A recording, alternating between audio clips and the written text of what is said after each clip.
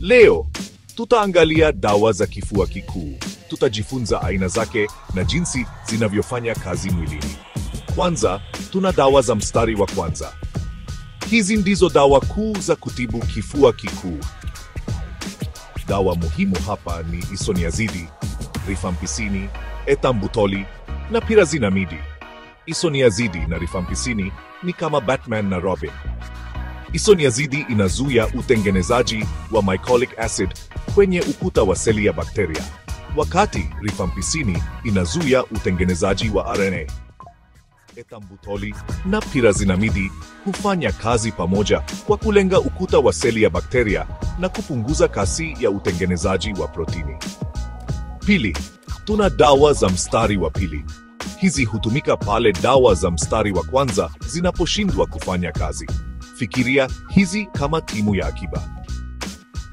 Mifano ni pamoja na fluoroquinolones kama vile levofloxacin na moxifloxacin, na sindano kama vile amikacin.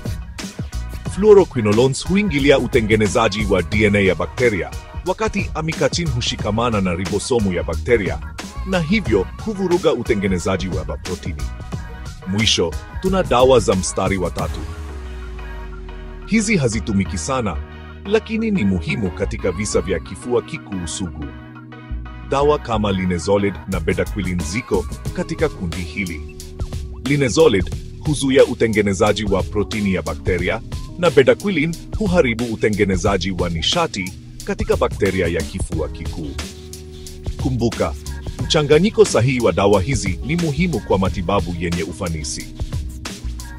Kwa kuelewa jinsi kila moja inavyofanya kazi, uko hatua moja karibu na uelewa mzuri wa matibabu ya kifua kikuu.